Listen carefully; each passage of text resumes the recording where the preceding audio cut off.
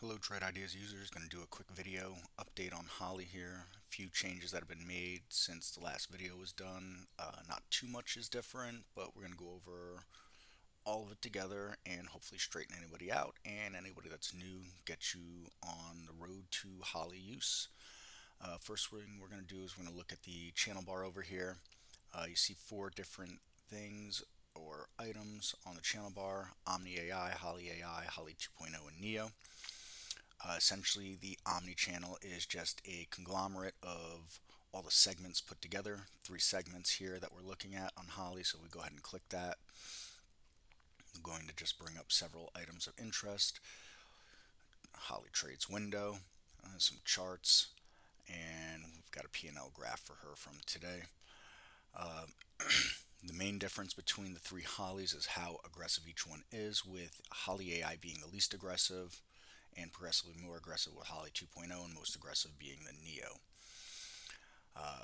Think that the best way for any user to load Holly is going to be going to a new tab up here. So we're going to get rid of all these windows here and kind of start fresh.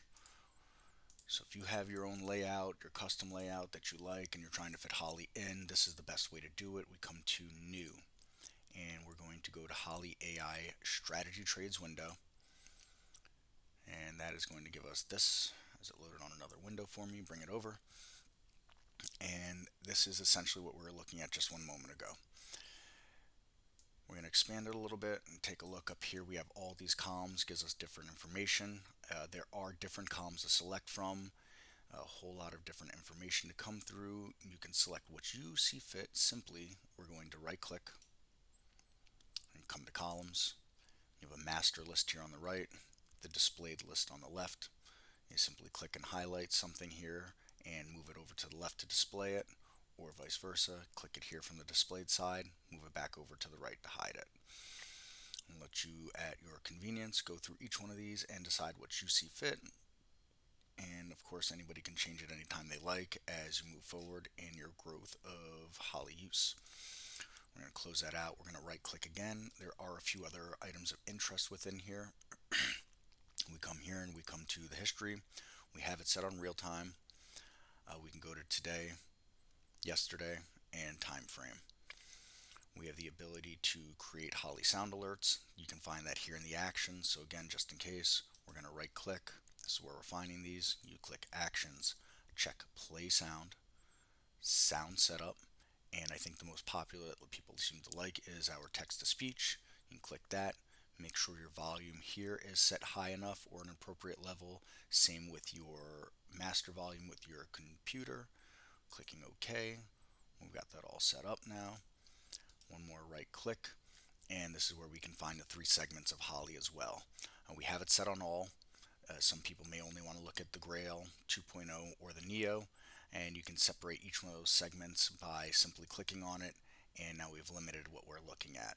An additional option, if you do like to have as well, is you can come back into the right click, duplicate the window, and now you can have, let's say, one we have on Grail.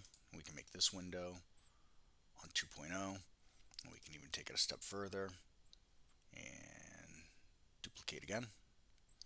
And we can even put this one on Neo, and we would have three windows all separated.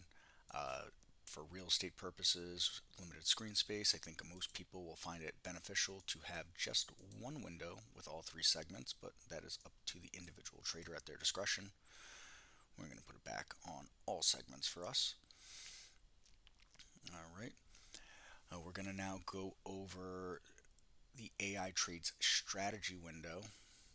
We're going to come to click new once again, and we're going to just go to the strategy window here. And this is going to give us the strategy she came with, their profit factors, and their win percentages today. There are other tidbits of information here. A lot of it you may or may not want to look at, and once again, by simply right clicking, you have all these options that are here, ways to filter things, and we have our columns once again. Once again, master list being on the right, and the displayed list on the left. Left to right on highlighting and clicking is how we can bring things back and forth. The things that I prefer to look at as I'm looking at the arm she is coming with today, We have our profit factor right here, so you can see each strategy's profit factor that it back tested the night before, strategy's win percentage, each strategy being a long or a short, and the actual strategy itself. We can also see right here our win percentage, our time stop on each of these strategies. We're going to shrink this down, and when we get into the charts, we'll see how it corresponds with some of the different alerts that came through today, and give ourselves some more real estate. And we're going to dive right in here on the charts. We come to new chart window, and we're going to bring ourselves to a 15-minute time frame. Zoom on in, and we're going to start right here at AHT. So first thing I want to note for you here is this blue arrow. All right, that is the candle in which the alert came in, where that buy is, and the line over to the AI is the point in the candle that that alert was. And we can see the shaded area here that corresponds with going negative towards the stop, and positive there was no target, it appears. If there was a target, it would be displayed up here somewhere. Even zooming out, we see no target, just green for infinity. We're going to zoom back in. And so this was a time stopped exit. As we look over here, we'll pull this just a little bit to the side. We can see conservative exit reason, time stop.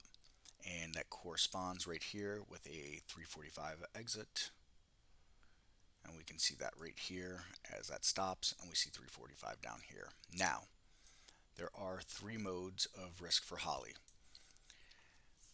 We're going to click through real quick, and we're going to start with conservative since we just discussed it with the time exit.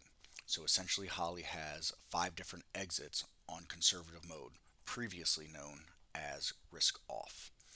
Get my drawing tool, and we can see 4 out of the 5 that are displayed today. We have a timed exit. Okay, we have a reduced risk, which essentially means that the trade was not working out for Holly, and she decided to peel out of there before getting to the stop.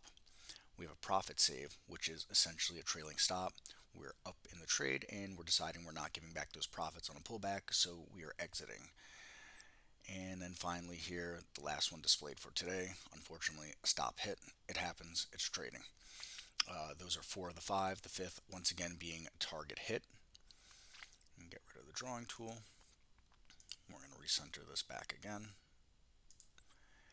and go back over the other risks. So that was conservative profit, formerly known as risk off. We're going to move to moderate profit, formerly known as risk on. And essentially that just means that there are 2 exits for Holly. We hit a stop, or she hits a stop, or the day ends and the stock market closes and she exits that way. And in moderate, those are the only 2 ways that she's getting out. And we get real simple when we move to aggressive. She just trades. That's it. She goes in. There is no stop. The end of the day, that is her stop. Aggressive is a new form of risk management in her. It is not available for auto trading, in case anybody has that in their mind. And there was no aggressive prior, so we converted risk off to our moderate profit, to our conservative profit, and we converted risk on into our moderate profit. Once again, simply clicking here brings us through those. You can also do the same thing here, and that'll bring you through the P&L graph of what went on today. We are going to now move along, and we are going to talk about the risk entry here, the re-entry. So if a trade doesn't work out for Holly, she has a re-entry price and a re-entry time for every single one of them. So for whatever reason on the original trade, she decides to exit, be it a reduced risk or a stop loss to the downside, she has a re-entry price. And once that re-entry price is met, she will get back in. We see today here that RMED, it was a stop hit. As we look over here, it had a re-entry time and a re-entry price. The re-entry time is simply just the time at which she re-entered that stock, and so that re-entry price was also 449. And we can see that on this here, that 449 would correspond right about there, and it still never really corresponded to much, as the stock just couldn't get below this pivot line here. And so that just didn't work out for her today on that short. But it's a prime example here of the re-entry. And sometimes, as some traders like to say, the second mouse gets the cheese. Today wasn't that case, But there are often times it seems that maybe Holly was a little bit early. She's looking under the hood at something, and it's just a good way to keep as a watch list through the whole day, putting Holly up there, clicking through her alerts. Something really interests you. I think a great strategy for anybody to do is to simply set a price alert on the charts. You can set a price alert by right clicking on the chart, create price alert. We click that, and we have the symbol, the alert price, what side are we, long, short. We can put a note in, Holly, and we're going to save it. And we get a nice little blue line right here. The alert triggers. See if we can make a trigger. After market hours, we can't get a trigger right now, but you'll get a green line if it does trigger. Alright, that's how you can use her as a watch list throughout the day. There are other ways to filter her as well. If we look over here, I'm going to get my drawing tool just to highlight it for you. We got this filter here, and then we have the strategy filter there. So essentially what each one of these does, we'll go over. We click the filter here. We're on none, but we can look at only open positions, only closed positions, just long, just short, the profitable, the losing trades. We can also filter by strategies. Let's bring her over, excuse me. I'm going to bring her over, click strategies. And so if there's a particular strategy that you like, click any one of those, and that is all that will be displayed. You can filter that way as well. A lot of times people ask, is there a way to have Holly only look at stocks a certain price? Not really. The only workaround would be this filter. So for example, Little Big Guy is looking at smaller price stocks. So you can simply just have her filtered to only look at that set of alerts, and you'll cut out the noise of the other alerts if that's not something you want. You can't adjust Holly. She's, we'll call, a gray box essentially. You can't go in there, you can't change the filters, you can't change the price range, none of that. She comes armed every day with the strategies that she has back tested, and that's what you get. She's not looking at any symbols ahead of time. She doesn't have a list or watch list. She's looking at the whole market, and it simply just takes any stock in the entire stock market to meet that filter set and that alert to make the confirmation and get those trades in there.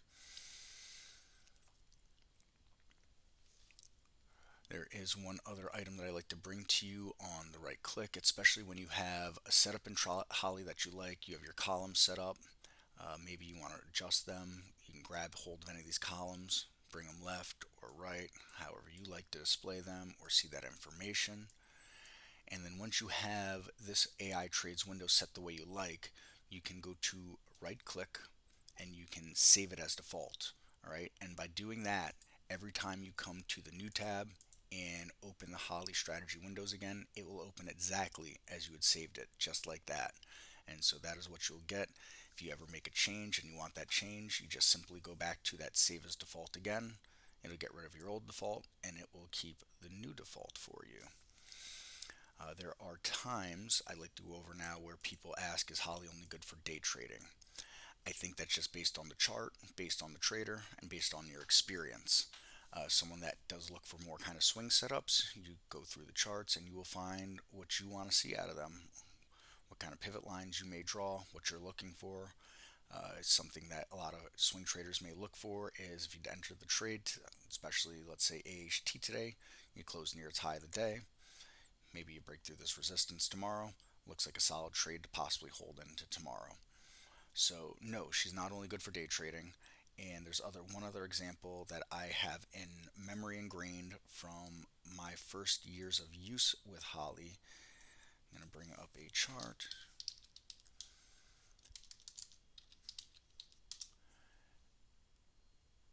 Not a price alert. There we go. And we got to go back in time a little bit, but this is one that I remember for sure that had a heck of a run. And here we go.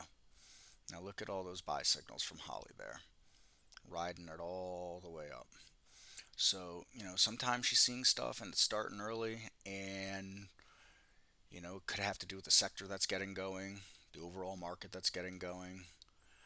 For whatever reason, she's looking at all kinds of different volume filters and whatnot, and so sometimes she's seeing things under the hood that maybe we're just not seeing.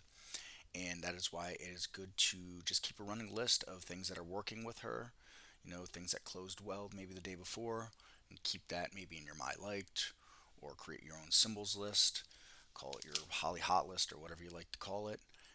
They are all kinds of ways that you can use her. There is no limitations. Just because she exits at the end of the day on every trade does not mean that you have to exit at the end of the day on every trade. I do believe that just about covers everything that I have with Holly for today. I hope this was informative for you. Hope this clears some stuff up for anybody that was confused on the risk on, risk off, or the channel bar. And for any new users, I hope this gets you going in the right direction for how you can fit Holly into your platform, your layout, and your trading strategies. All right. Thank you very much for watching, and we'll see you in the next video. Take care now.